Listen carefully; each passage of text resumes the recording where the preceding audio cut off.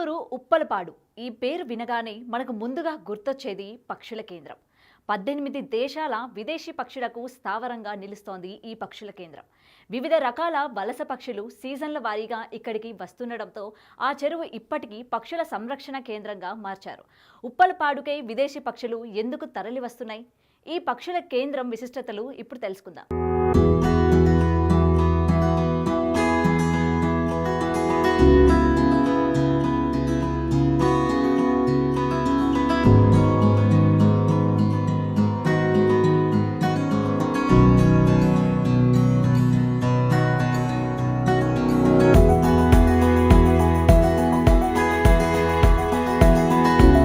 ఉప్పలపాడు గుంటూరుకి అతి సమీపంలో ఉన్నటువంటి ఈ గ్రామం పేరు వింటే మనకు గుర్తొచ్చేది విదేశీ పక్షులు. ఉప్పలపాడు పక్షుల కేంద్రానికి 18 దేశాల నుంచి వేలాది పక్షులు ఏటా వస్తుంటాయి. ఉప్పలపాడు పక్షుల కేంద్రానికి ఖండాలుగా దాటుకొని విదేశీ పక్షులు వలస వస్తూ ఉంటాయి. అయితే ఈ పక్షుల కేంద్రం జాతీయ అంతర్జాతీయ స్థాయిలోనూ గుర్తింపు పొందింది. గుంటూరు నుండి నందివెలుగు రోడ్డు వెళుతుంటే రోడ్డు పక్కన సైన్ బోర్డ్స్ కనపడుతూనే ఉంటాయి.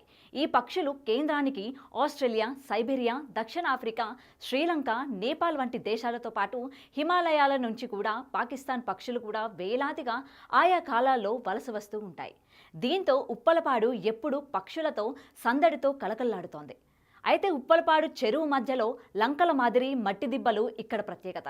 ఈ మట్టి దిబ్బలపై తుమ్మ చెట్లు ఏపుగా పెరిగి పక్షుల ఆవాసానికి అనుకూలంగా ఉంటుంది. వేలాది పక్షులు నివాసాలు ఏర్పాటు చేసుకోవడంతో పాటు వాటి సంతానాన్ని కూడా వృద్ధి చేసుకుంటూ ఉంటాయి. ఇక ఈ పక్షుల కిలకిల రావాలు వినేందుకు ఏటా పర్యాటకులు కూడా వస్తుంటారు. ఉప్పలపాడుకి చాలా కాలంగా పక్షులు వస్తున్నప్పటికీ దాదాపు 50 ఏళ్లుగా పెద్ద సంఖ్యలో రావడం తాము గుర్తించామని అక్కడ స్థానికులు చెబుతున్నారు. హాయ్ అండి, నా పేరు అనిల్. నేను గుంటూరు అనమాట. నేను ఇక్కడికి మన అటవీ శాఖ వారి ఉప్పలపాడు బర్డ్ సంగిరికి వచ్చాము.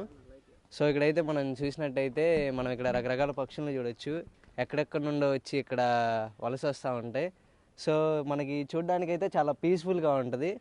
ఇక్కడ ఏంటంటే మనం బర్డ్స్, ఈ కొలన్ లాంటిది కానీ ఈ బర్డ్ సంకిరి అనేది మనం చూస్తూ ఉంటే మనకి చాలా పీస్ఫుల్గా అండ్ మైండ్ అయితే రిలీఫ్గా ఉంటుంది. ఎక్కడెక్కడ నుండో పక్షులు వస్తాయి కాబట్టి మనం కూడా ఇక్కడికి వచ్చి అన్నీ వీక్షించడానికి చాలా బాగుంటుంది. అవి కొంచెం మేజర్ పర్సన్స్ కానీ చూడడానికి చాలా ఫ్రీగా ఉంటుంది. మనం ఇక్కడ ఎటు చూసినా కానీ ఒక గ్రీన్ పీస్, ఒక కొన్ని బర్డ్స్ అంతా చాలా ఫ్రీగా ఉంటుంది చూడడానికి. సో మేమైతే ఇక్కడికి వచ్చిన ప్రతిసారి చాలా హ్యాపీగా ఉంటుంది, రిలీఫ్గా ఉంటుంది మైండ్ అనేది. ఒక్కసారి మన కళ్ళు అనేవి మూసుకొని ఇక్కడ అంతా ఆ సౌండ్స్ కానీ అంతా మనం ఫీల్ అవుతూ ఉంటే చాలా బాగుంటుంది చూడడానికి.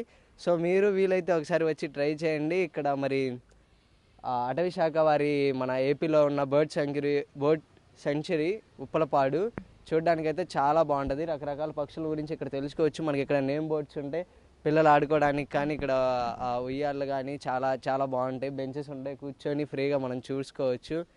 సో అందరూ వచ్చి వీక్షించండి, చాలా బాగుంటుంది మన ఉప్పలపాడు బర్డ్ సెంచరీ, గుంటూరు జిల్లా.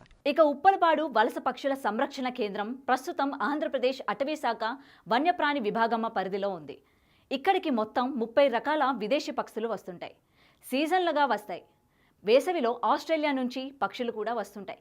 శీతాకాలంలో అయితే సైబీరియా నుంచి, చైనా నుంచి కూడా పక్షులు వస్తాయి. ఆగస్టులో దక్షిణాఫ్రికా నుంచి పక్షులు వస్తాయి. వలస పక్షులతో పాటు పలు స్థానిక జాతులకు చెందిన పక్షులు కూడా ఈ ప్రాంతంలో దర్శనమిస్తుంటాయి.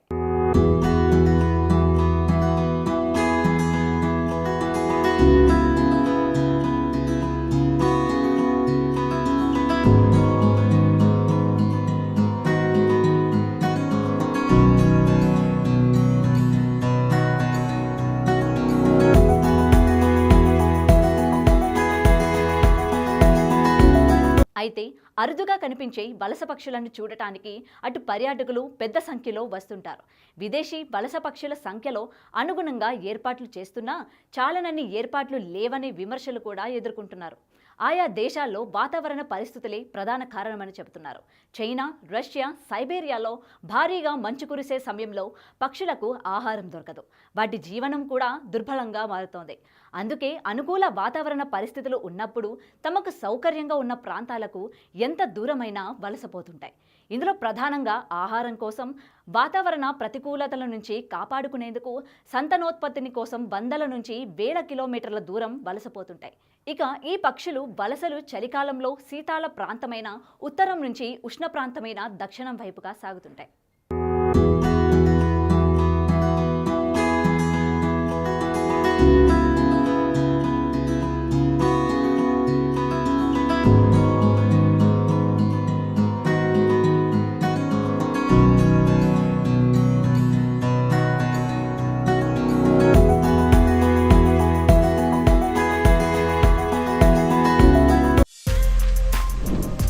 For more videos like this, subscribe Big TV channel.